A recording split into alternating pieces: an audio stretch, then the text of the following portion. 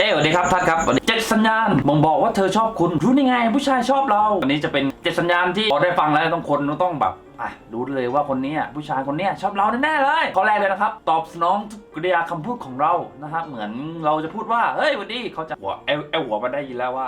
พูดอะไรหรือว่าแม้กระทั่งแบบทำของตกหรือว่าพูดกับคนอื่นเพื่อนพี่น้องแล้วก็จะคอยฟังคอยเราก็เหมือนฟังนะหรือว่าจิตใจเขาจะมาโฟกัสที่ข้างๆเราตลอดเวลาครับเหมือนผู้ชายคนนั้นสนใจเราอยู่นะคือเขาชอบเราแน่ๆเลยข้อ2แสดงกิริยาท่าทางตามเราทำอะไรเขาก็ทำตามครับอาจจะชอบแกะขี้หัวก็จะทำตามเราหรือแม้กระทั่งกัดเล็บอาจจะกัดตามเราด้วยก็แล้วแต่เราคิดมากน้อยแค่ไหนนะครับบางคนหักนิ้วหักนิ้วปุ๊บก็อาจจะชอบแต่ผู้หญิงคงไม่หักแต่ว่าก็มีอะไรทุกอย่างที่เหมือนกันนะครับเขาโฟกัสที่เราก็จะทำตามเรานะครับข้อต่อไปข้อที่3ชอบเซลชอบแกล้งเราก็คือเป็นอะไรที่พื้นฐานตั้งแต่สมัยมัธยมแล้วคือมาเดินชนพูดแบบเธอน่ารักจังเลยแต่ว่าบางทีชมบ้างหยอกบ้างเผื่อติดนะครับเผื่อไม่ติดก็เราจะได้รู้ครับลองใจเราก่อนเขาชอบเราลองเอ่ยกันครับโอเค 4นะครับหาเรื่องพูดคุยทักทายสบตาเวลาคุยนะมันจะสบตานะครับแรกๆอาจจะไม่สบตาแต่ว่าเมื่อเราใจตรงกันนะฮะเราจะสบตากันแล้วว่าเหมือนมองตากันก็รู้ใจเราใจเขารู้ใจเขารู้ใจเราไม่ใช่นะครับมั่วอันนี้มั่วพูดคุยมันต้องใช้ตาในการมองคนนั้นว่ารู้สึกยังไงถ้ารู้สึกชอบก็จะเราออกทางสายตาเลยครับสังเกตได้แค่สายตาเนี่ยจะมาอะไรเอาวนเรานั่นเองนะครับก็มีความเป็นห่วงไม่ว่าจะเป็นอาจจะถือของให้หรือว่าจะไปส่งบ้านอะไรเงี้ยออกทางสายตาเลยความแบบเป็นห่วงจริงใจของผู้ชายคนนั้นนะครับเราจะดูเลยว่าคนนั้นชอบเราแน่เลย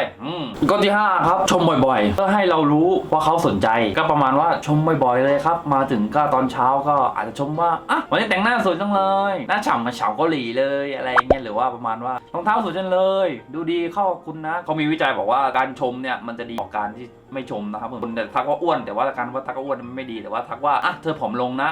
เล็กๆน้อยๆเนี่ยมันทำให้ผู้หญิงคนนั้นคือเบ่งบานมีความสุขทั้งวันแฮปปี้ทั้งวันชมไว้ก่อนครับเขาต้องชอบเราแน่ๆเลยเขาคนนั้นชมบ่อยๆต่อไปข้อ6ครับพยายามอยู่ใกล้ๆผู้ชายก็คือไม่ชอบใครแล้วก็อยากอยู่ใกล้ๆครับแม้แต่เศษเล็บเริ่มจะเศษเล็บนะครับเหมือนเส้นปลายผมนี่ก็ได้สัมผัสนี่ก็คือว่าอิ่มเอมไปทั้งใจและสกายแล้วนะครับคือประมาณว่าก็มีเก็บเอาไปคิดฝันเลยนะครับเพราะว่าทีอาจจะแกล้งชนไปเลยนะครับถ้าเป็นเด็กๆเนี่ยจะแกล้งชนเพื่อให้ได้อยู่ใกล้ๆของคนนั้นก็หาเหมือนอาจจะอยู่เราอาจจะไม่ชอบอ่านหนังสือแต่ผู้หญิงคนนั้นชอบอ่านหนังสือเราก็จะไปห้องสมุดเพื่อได้เจอเขาเพื่อให้อยู่ใกล้ๆเขาก็จะเห็นเขาหรือว่าทำความรู้จักกันนั่นเองให้มากขึ้นนะครับการอยู่ใกล้ๆต่อเวลานั่นเองข้อที่7ก็ข้อสุดท้ายแล้วแต่ก็ยังประมาททำอะไรเปิ่นๆนะผู้ชายเนี่ยเวลาอยู่ใกล้ผู้หญิงชอบมากๆหรือคนนั้นน่ารักมากๆแบบท็อปดาวเดือนอะไรทุกอย่างเนี่ยคือมันก็จะแบบประมาทนะครับเหมือนกำลังจะเขียนหนังสือนี่ก็เขียนผิดเขียนลบผิดเลยครับประมาณนั้นเลยแต่ว่าปั่นจักรยานนี่ก็จะล้มได้เลยเหมือนพูดผิดพูดถูกอยู่กับตัวเลยก็คือถ้าชอบมากๆหรือว่าคนนั้นรักมากๆเราชอบแบบเพิ่งเจอครั้งแรกหรือว่าได้อยู่ใกล้เนี่ยมันจะทำอะไรที่แบบเปิ่นๆให้ออกมาเห็นอย่างชัดเจนเลยครับเฟลครับหรือว่าท่านอยู่ข้างๆเพื่อนก็แซวบ้าเลยเกินไป5 วัน7 วันเลยนะเป็นสัญญาณที่เรารู้ได้เลยว่าคนนั้นมีใจให้เราแน่ๆหมดแล้วครับสำหรับ